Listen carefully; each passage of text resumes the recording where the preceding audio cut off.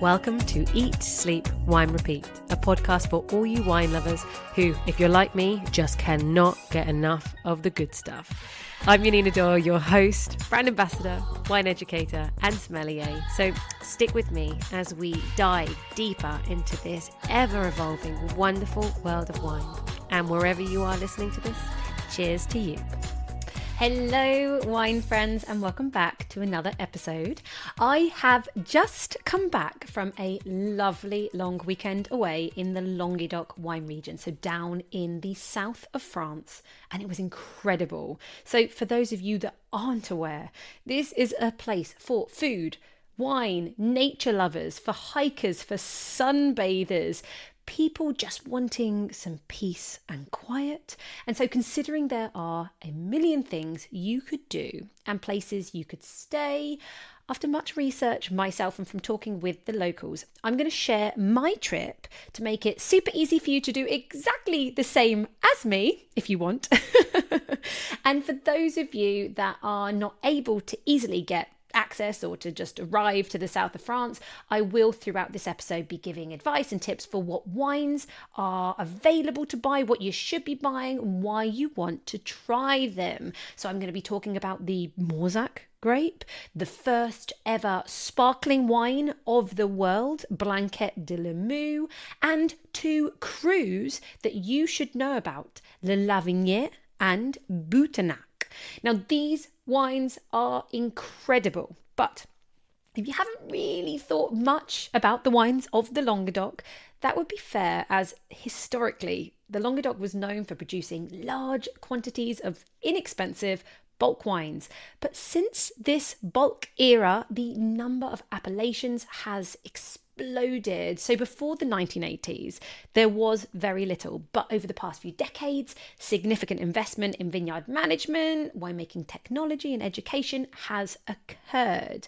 So the winemakers, they've begun to highlight the unique terroirs of the Languedoc, producing wines that express a much more distinctive characteristic of specific subregions, so those crus that I'm going to talk about. And, well, considering the favourable climate down in the south of France, there are loads of organic and biodynamic farming practices happening. So with all of the diverse wine styles down there, the really high quality you can find, but also great value for money wines, farmed with less pesticides and herbicides, this is really a wine region to start championing. Now, you can find the Languedoc wine region in the sun-soaked south of France, stretching from the foothills of the Pyrenees down to the shores of the Mediterranean Sea.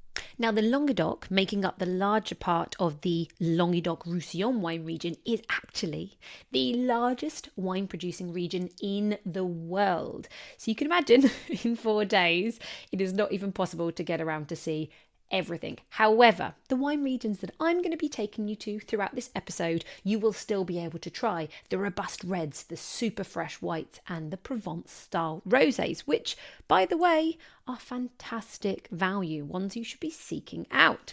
And of course, let's not forget about the sparkling wines made in the traditional method called Cremant. So across the 4 days we were away, I visited 3 wine regions. Corbières, which is the largest in the Languedoc, Minervois, and Limoux. So this episode is going to be going into much more detail about these appellations and what you can see, what you can do and taste whilst travelling through. Now, one of my biggest surprises for me was how wild and desolate parts can actually be.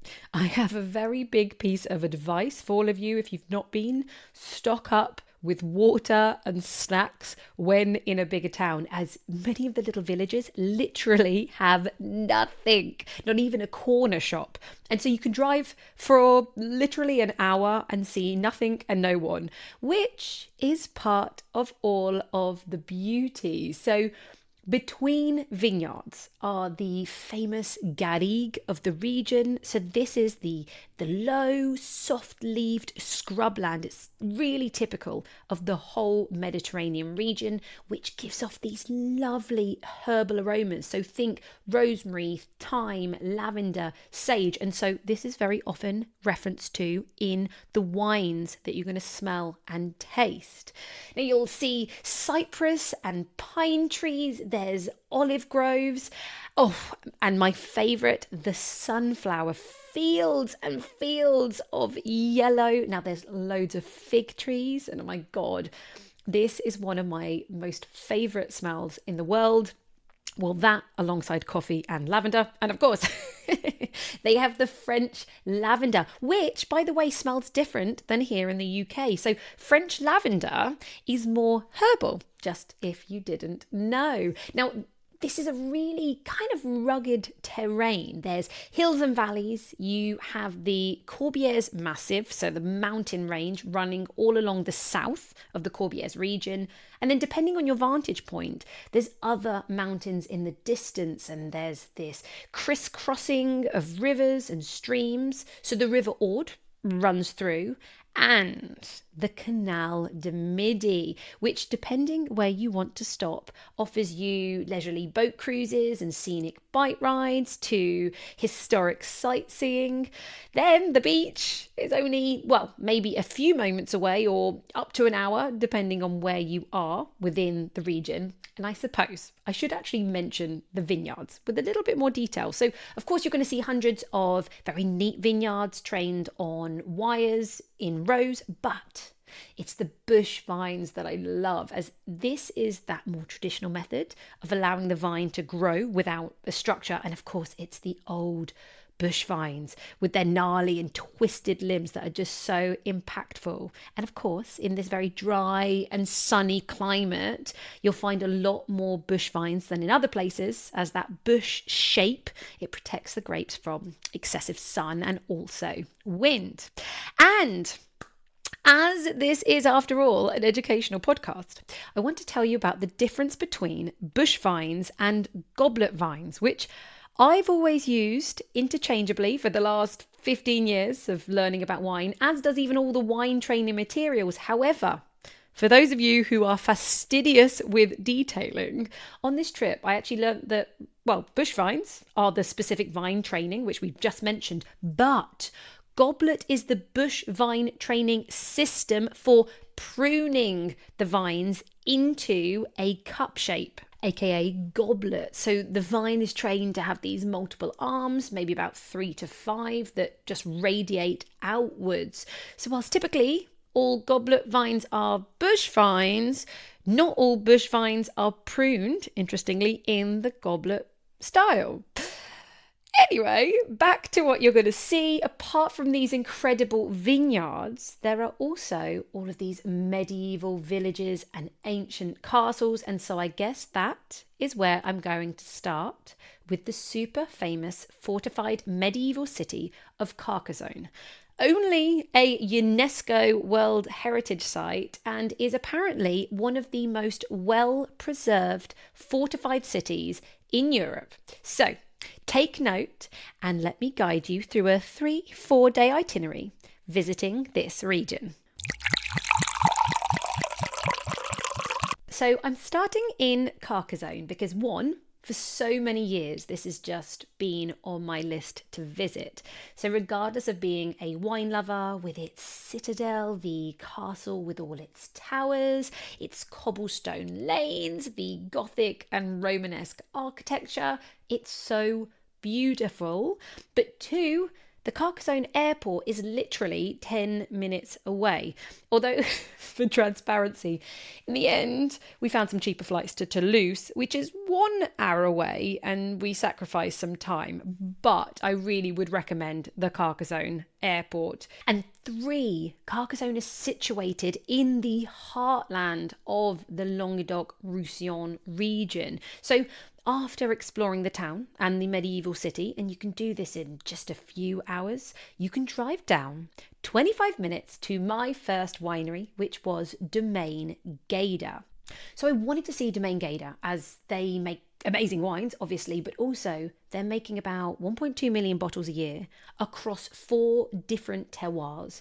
They are a winery where you can actually get hold of these wines, and they have such a nice selection to try. Plus, this winery really understands agro-tourism. So they were founded in 2003. This is a British South African venture, and I have to say, as you enter the property, you have this grand entrance with open metal gates and a tree-lined driveway with vineyards on either side. There's this stunning sculpture of, I think a panther. I'm going to get told off if I got it wrong, but it's black and majestic, and then all around it are these purple and white agapanthus, which, by the way, are now my favourite flower, with scrubs and bushes of red flowers. The first thing I said was that this winery reminds me of De Graaf Estate in Stellenbosch, South Africa. And that place is just insane architecture, sculptures, artwork, and immaculate gardens. And so once I spoke with proprietor Tim Ford and he told me about the South African connection, it made sense. They also managed to nab French winemaker Vincent Chanceau to come and make their wines, who was previously the winemaker at South African winery Boekenhoutkloof in Franschhoek. And if you've tasted Boekenhoutkloof wines, then you know that these wines are also going to be amazing. There's also another lovely synergy with the winemaker who originally came from the Loire Valley, so much further north in France, where the 2 main grape varieties there are Chenin Blanc and Cabernet Franc. And this is what they chose to plant around the winery. Well, that and also some Viognier and Syrah. Now, this is a perfect example of down in the Languedoc, it is often better to know the good producers than perhaps a specific region, as although their winery, Domaine Gader, is situated within the Malpère wine region, to give them freedom, they've decided to make wines under the IGP Pays d'Oc designation. But as this is a wine educational podcast, for your reference, Malpère is a region with actually a mix of maritime and continental climates. There's more rainfall there than a lot of the other more Mediterranean areas. There's good diurnals between day and night, and so you get a real mix of grapes, the Bordeaux and the Languedoc varieties. And if you compare that to Limoux, which is just south, this is more famous for the sparkling wine Crémant de Limoux and Blanquette de Limoux. And this is because the region is cooler as it's on a slightly higher elevation. But I will get to that in a moment. Now, the great thing about these wines, as I mentioned, they come from 4 different terroirs. Some grapes coming from the Roussillon region, and they do make 2 wines from the appellation Le Lavinière in the Minervois. And as I mentioned, we were going to talk about these crus.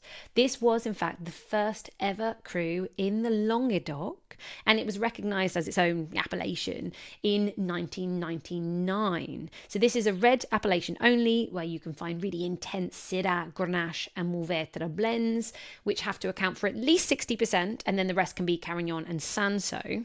The vines grow on the south-facing slopes of the Black Mountains, and so they get their power from all of the sunshine and the fact that the yields are very controlled. But then they get this gorgeous freshness based on the fact that the mountain air falls down the slopes at night, refreshing the grapes.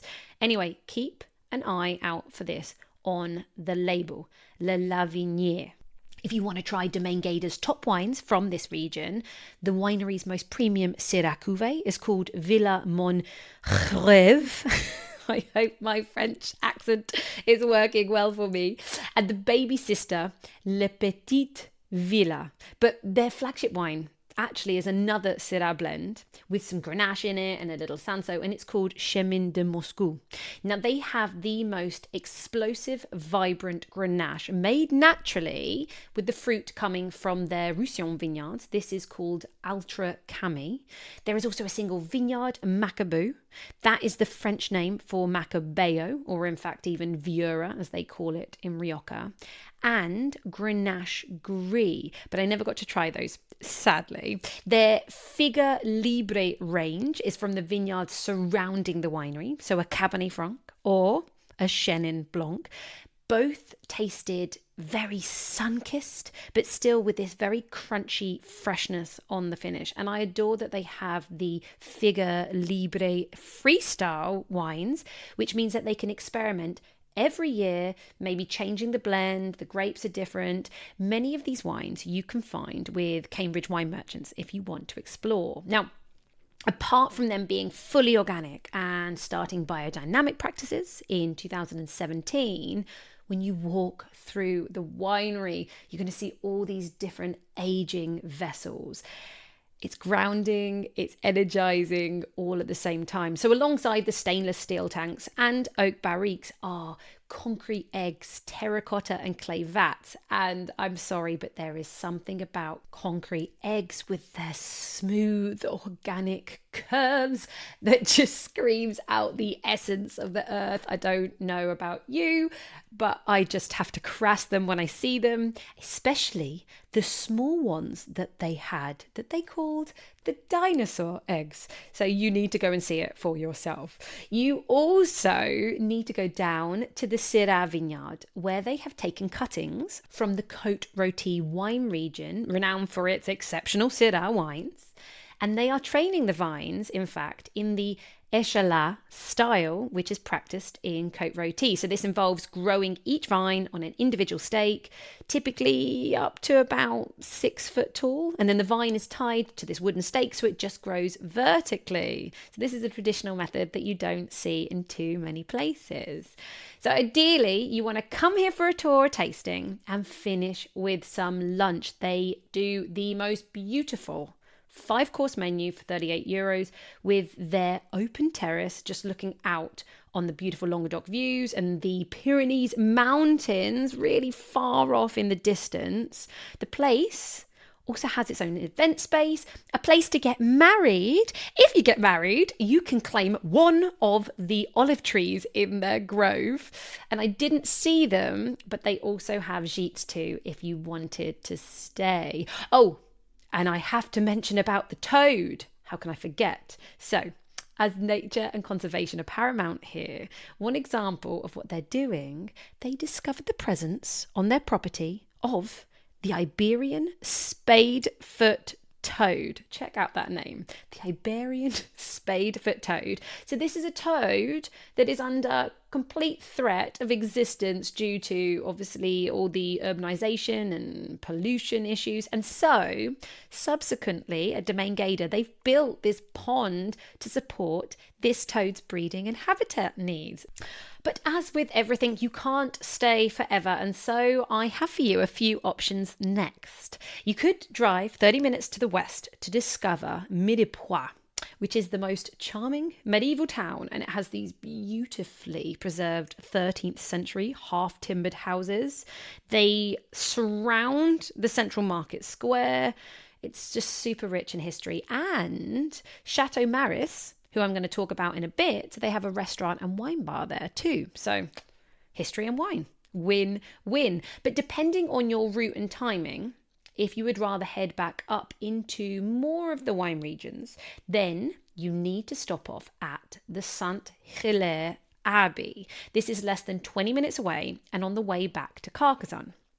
And the reason you need to stop there is that this is the birthplace of sparkling wine.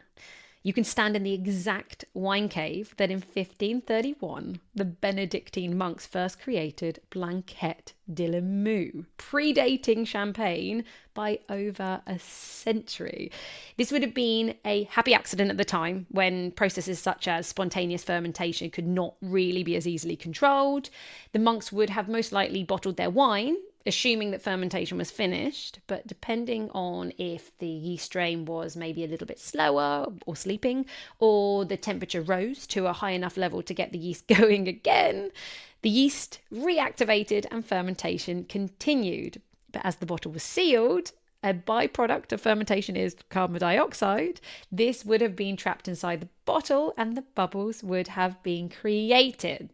Now, if you want to try a Blanquette method ancestral, which is exactly the style that would have been made back then, it is made entirely from the Mauzac grape of the region known locally as Blanquette, due to its whitish hue on the berry.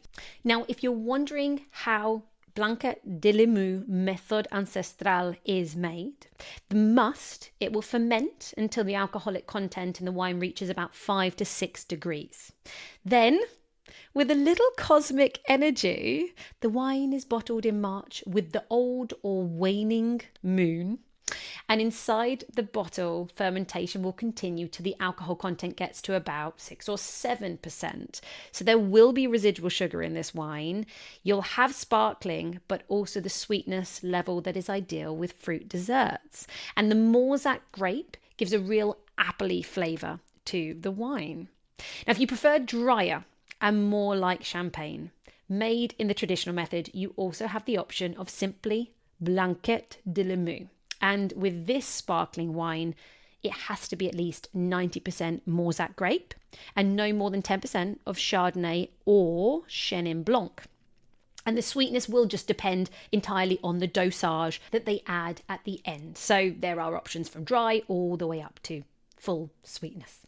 The wine must spend a minimum of 9 months in contact with the lees before riddling and disgorging, and to complete what is a trio of sparkling options down here in this region, there is also Cremant de Limoux.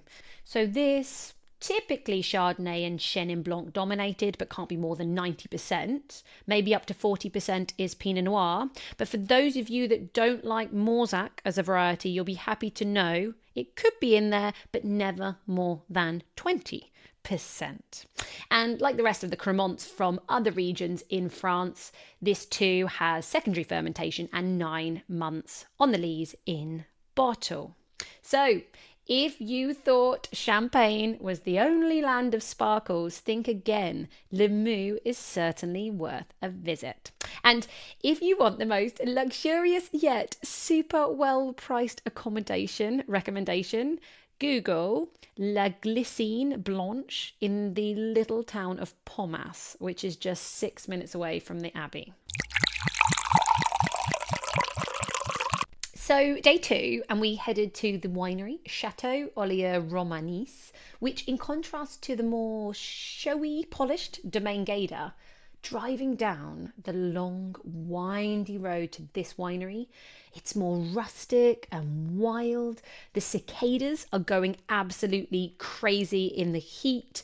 There's a farm off in the distance and they bring out the sheep to graze on the land during the winter. And both lamb meat and vegetables from this land are served up in their most spectacular restaurant called La Touqueta, which sits at the top of this hill.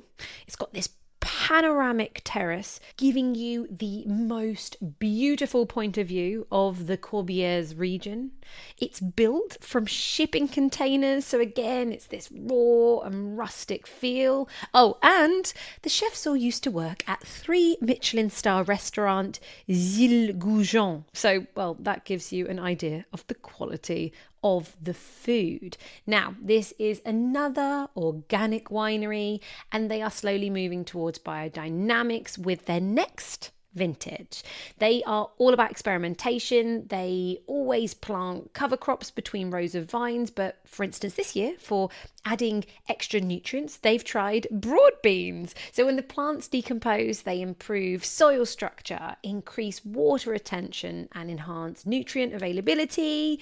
They can add organic matter and apparently a pretty good nitrogen fixers. So the advantage is you don't need synthetic fertilizers. And in general, cover crops are good for carbon sequestration, being a green manure or mulch. They're great for biodiversity. So the list goes on. We really like cover crops. And another interesting experimentation going on there is training each 2 rows of vines into an arch so that they can create shade and cover for all the grapes inside those 2 rows. And so far, this is just a very small experimentational vineyard, but they've planted Acertico. So this is the saline, zippy, high acidity grape from the Santorini island of Greece. So that's super interesting. But then they've also planted some Mediterranean white varieties such as Macabo and Carignan Blanc. Although this grape variety is quite a rare mutation of the red Carignan grape, but it loves the sunshine and it can maintain good acidity, giving really nice citrus notes. Side note, for those of you in the UK, Waitrose has just released, as part of their Loved and Found series, a Carignan Blanc, and it's $8.99. I haven't tasted it, but I've tasted many of that range, and they're all superb value for money. So back to Olieu Romanus. I loved the energy here, the movement, the focus on nature. You can go on a 3K trail if, it's not too hot. I loved the history here. They have some of the oldest vines in the region. Now, I hope I'm pronouncing correctly, but it's been owned by the Corbières family since 1896, and the current winemaker is family member Pierre Corbières, who was president of the association to get Boutenac recognised as its own appellation, the Corbières Boutenac AOC, which finally happened in 2005. And this push for this very special cru Boutenac is because of the quality coming from this very unique terroir. So make a note of this place. So it's surrounded by the mountain of Pinada. It has this clay and limestone soil, and it's very much about the heat of the sun, but the cooling from the Cers, a northwest wind, and the sea breezes. And especially where Olieu Romanus is, the sea breezes come in, they hit the mountain and then fall down, adding moisture to the vineyards. The wines can only be red, and the soul of Boutenac is the grape Carignan, which must be at least 30 to 50% of the blend. And then you can throw in some Grenache and Mourvèdre and also a little bit of Syrah. Now, Carignan is brilliant here because it's drought resistant, so it's perfect for this climate. It produces these powerful, deeply coloured wines with pretty high tannins, but I have to say I fell in love with the carefully handled Carignans that I tasted all over the region.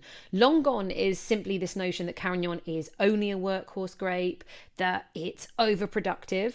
It has been noted in the far past, we're talking post-phylloxera, that it could produce a whopping 200 hectolitres per hectare. And so, of course, it was effectively producing these bland bulk wines, low-quality wines with rough tannins. So much so, in the 1980s, there was a huge grubbing up scheme to just encourage growers to replace Carignan with, at the time, what they believed were higher quality, more marketable grape varieties. Certainly the Languedoc region was synonymous then with the EU wine lake of the time. But thankfully, not all of the Carignan was pulled, and it's definitely recognised now that old vine Carignan with restricted yields does produce high quality wine. And of course, the winemakers of Cru Boutenac completely recognise this grape and their specific terroir. They've put in these strict guidelines to ensure only top quality, so no irrigation, maximum yield of 45 hectolitres. And that's a big difference from the earlier 200 hectolitres per hectare.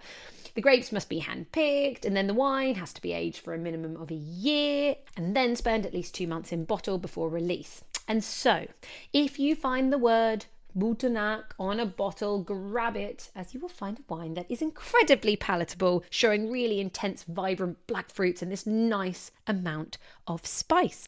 And so I certainly want to highlight the wine Atalsia 2022 that I tried. It means let it be. And it was first produced in 2005 to celebrate the new cru. So there's a little bit of carbonic maceration in this Carignan to soften the wine, and it's blended with Grenache and Mourvèdre, but no Syrah. So they can really shine a light on the Carignan.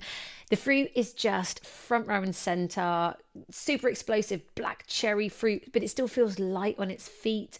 Then you've got that typical garrigue note, so rosemary and thyme alongside lovely floral notes of violets. And the fruit feels sweet and fleshy on the palate with really soft, smooth tannins. I loved this. And there's no oak, so it's really about the fruit. But if you like some oak, then you want to try the Cuvée or the Cuvée OR, standing for Olivier Romanus. This sees 10 months in oak. I tried the 2021 and it's meatier and earthier with lovely olive notes, and the herbs are more dried and the tannins are more powerful, but there's this lovely sweetness of oak on the finish. Then, if you are a white fan, don't get me started on their White Prestige 2022. This is a blend of Roussanne, Marsanne and Grenache Blanc with a little bit of skin contact, oak aging. Oh gosh, it's savory, toasted peach, walnut skins with this like fresh cantaloupe, melon, and even a touch of truffle. There's great management of the oak with such freshness alongside the nutty, savoury vibes. Seriously, every wine here, the wines at Domaine Gaida, all had such freshness, even though buckets filled of fruit in there. So it's really worth mentioning that. Now, all the rest of the wines made at the Olivier Romanus winery are made naturally with beautiful hand-drawn labels with trees or tractors. And there are several mono varietals, so you can get to know individual grapes by tasting through those wines. And these you may see labelled as Artisans Partisans, which is basically the umbrella company that encompasses Chateau Olivier Romanus and other estates in different regions of the Languedoc. But everything is made at this very iconic, historic estate, and you can easily find their wines with the Wine Society and Le Cave Perrin if you are in the UK. And the great thing is they are slowly in the process of creating rooms on site, so shortly you'll even be able to stay on site. So after this visit, we went 20-ish minutes in the car southwest to one of the most iconic towns, which needs to be on your list, Le Grasse. Now, you get one of the most tranquil drives between all these towns as well, as they have these long roads throughout the Languedoc region. They're lined on both sides with these majestic plane trees. And I've never heard of plane trees before we got there, but we had to look them up as they are just everywhere and amazing. So once in Le Grasse, it has these charming narrow streets, an abbey, medieval architecture, but my favourite part, the Corbières river that runs through it. The sun is beaming down, and apart from it just being a beautiful spot to take in the bridge, the buildings, the beauty, you can jump in and cool off in the river. Now, here lies the dilemma we had. We were so close to the coast, but with not enough time. So if you can schedule some extra time into your itinerary, from Olivier Romanus to Gruissan, which was recommended to us by practically everyone as the place on the coastline to visit. So it has the beach, apparently a lovely old village, a vibrant port, the nearby Clap Mountain. So you could also add in visits to Le Clap Appellation, or a little southwest is also the Fitou Appellation. But actually, if beach is more important to you, you could fly in or out from Perpignan, which is just 1 hour south. So keep that in mind. Instead, for us, we headed north from Le Grasse up into the Minervois region. So we settled ourselves in a town called Minervois, which has some pretty good restaurants. So check out Restaurant Cedrat, which you probably need to book, and then a more relaxed bar tapas vibe called La Catina de Couré. But what we loved was that we stayed in Hotel de Alibert. The hotel is housed in a beautifully preserved Renaissance building with the most gorgeous courtyard in the middle of it. No AC though, so it's all about the historic charm rather than luxury, but for about £80 a night, we were so happy with just our fan. We were recommended this place by Chateau Maris, who we went to see the next morning. So day 3, and Chateau Maris is just 10 minutes in the car from Cunes, Minervois. I wanted to see Chateau Maris after reading that they were named by Wine Spectator as one of the 5 most environmentally friendly wineries in the world. So of course I wanted to find out for myself, and this did not disappoint. So firstly, driving through Minervois is this amazing mountainous backdrop. The region is bordered by the Montagne Noire, so as I mentioned earlier, the Black Mountain to the north. And then at the winery, I cannot tell you how much abundance there was of crickets jumping around my feet and butterflies everywhere. Chateau Maris has been organic since 2002 and biodynamic since 2004. They have 90 hectares of land, but only half is vineyard. And that is so that they have spaces for different farming methods and ecosystems.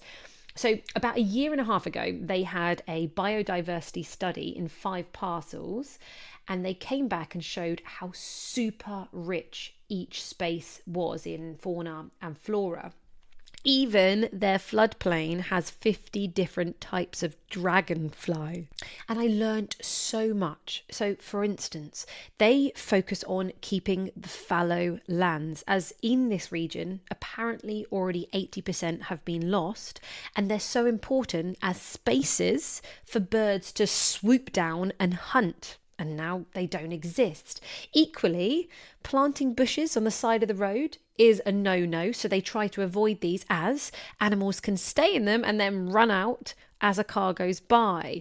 They have specific sized nesting boxes all across the estate for very specific native birds, of which there aren't many left. But this is such a proactive winery. They did a 3-day seminar for their team to learn what to do and not to do. And they have a WhatsApp group so that everyone can keep on sharing and keep track of what each person has seen and finds on the land. So any wineries listening here, these guys have so much to share. But now for my favourite bit. The winery is built in hemp bricks. They believe that this is the only winery in the world that is built with hemp. So hemp absorbs the same amount of CO2 as forests, so big tick, but needs so little water. Now, once the hemp is made into bricks, they are so much lighter than cement bricks, so you can load more on a truck. And on top of the main winery is a garden roof and, of course, solar panels. They are working with this company who's basically doing blood tests for soil, so they can fix the soil based on the test rather than guessing. And of course, the cover crops they choose and the natural fertilizers are planted based on these tests. Now, to their wines. Those of you in the UK, you can get some lovely Chateau Maris for about £10 from Waitrose. But if you want the special stuff, you may want to look out for the few that I mention now. So I want to start with a white called Brahma, which is 100% Grenache Gris and spends a year in oak. We had the 2018 and it was impressive. High intensity of fruit flavours, honeysuckle, lemon peel, apricot, with this just gorgeous, rich, nutty, creamy mouthfeel. Now, Grenache Gris is the pink-skinned cousin of Grenache Blanc, and it's relatively rare. But actually it seems to carry a little bit more tension and vibrancy than a Grenache Blanc, but is fruity and generous still.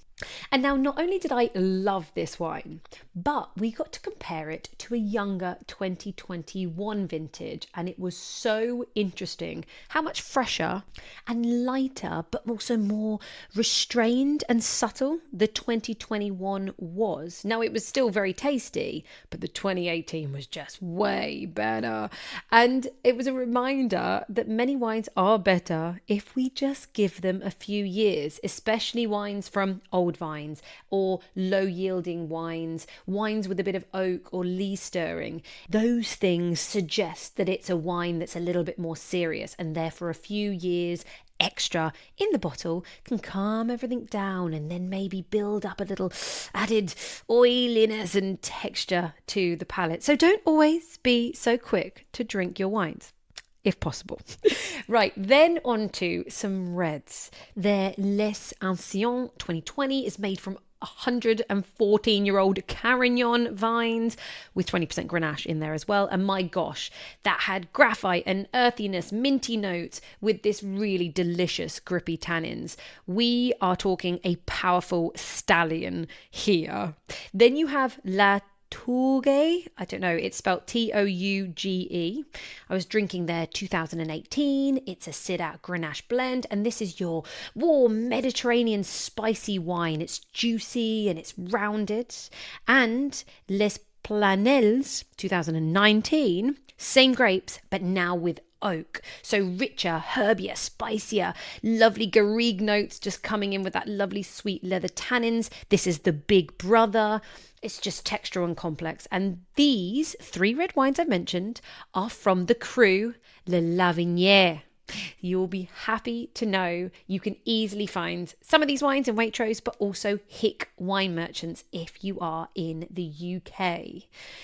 Do make sure when you come and visit this winery that you time it well when their restaurant, the Grand Café Occitan, is open. They have talented English chef Tristram Bowden, who, for those foodies out there living in London will know, he came from working at the highly regarded St. John restaurant. Sadly, I failed at that one and so couldn't sample their dishes, but I've heard wonderful things. Where we did eat though, and were recommended by the amazing Hannah of Chateau Maris, was at a restaurant in the absolutely must-see, hands down, do not miss this off your list, the town of Minerve, of which Minervois wine region gets its name. So Minerve is this peaceful village with the most stunning landscapes, the most stunning of everything we saw on the trip.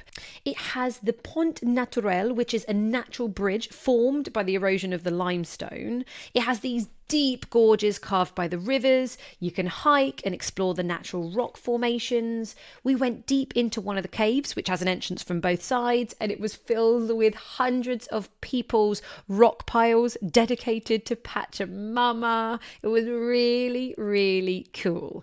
And this place has so much history, especially its Cather past. There's several artisan shops, but back to the restaurant. It was called Relais Chateauvent. They have a beautiful terrace to eat overlooking those gorges, a lovely wine list, and a really decent 3-course set menu of the day for €28, which then also comes with a hell of a lot of freshly made bread and a pre-starter from the chef, a whole meal with a bottle of Blanquette de Limoux, sparkling water and service charge came to €100. Literally the most perfect destination for a lunch date I can think of. Now, of course, this is what we managed to do in 3.5 days. But remember, the Languedoc has incredible views of mountains, vineyards, the countryside, 70 miles of coastline, a ridiculous amount of walks and hikes, historical villages and towns, all with ancient monuments, such good food, and an abundance of sunshine. Remember, we're talking 3,000 hours a year, in fact. And you can get really great value wines all the way up to some of the most age-worthy. Several of them I mentioned in the podcast. But if you are after the best value, look for the IGP Pays d'Oc. This is the level below AOC. It covers the whole of the Languedoc and Roussillon area, but these are wines all about diversity and accessibility. Winemakers can be more flexible, not having to follow the AOC rules of specific grape blends. As an example, the freestyle wines of Domaine Gaida. They are IGP Pays d'Oc, and they are amazing. So if you want to try some stunning great value wines, you can also go across to Wickham's Wine, my sponsor of this season, who have been so so pleased to work with this year, as they genuinely have some great wines. And when it comes to France, they are the winner of the Decanter Retailer Awards for Best Specialist Retailer for South Regional France. So don't believe me, believe them.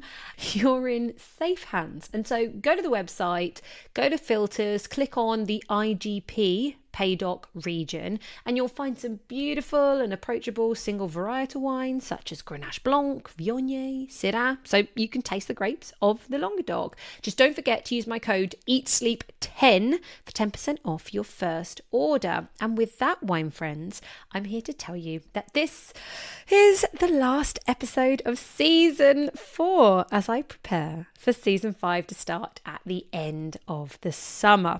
But fear not, I am sure you haven't listened to every episode I've put out there. So go back and find some episodes on, I don't know, Brazilian wines, the wines of Ningxia in China. There are episodes on the Jura wine region, or find my deep dive series that helps the WSET diploma students pass their sparkling wine exams and fortified exams. Test yourself. So may I wish you all a really wonderful summer. May you continue enjoying these episodes, and please spread the word. Share your favourite episodes by taking a screenshot and putting it up on your socials. And tell the next person you have a glass of wine with about this podcast. Like it if you haven't already. And if you have 2 minutes, do go to your podcast app and leave some stars and a rating if the app allows. This will all help make the podcast far more discoverable to others, and I will genuinely be very, very grateful for your support. Any thoughts, ideas, requests for next season, you are welcome to email me, Janina, spelled with a J, Janina at eatsleepwinerepeat.co.uk, or send me a DM on Instagram at eatsleep_winerepeat. Sending you love and light and beautiful wine experiences until season 5 begins, wine friends. Cheers to you.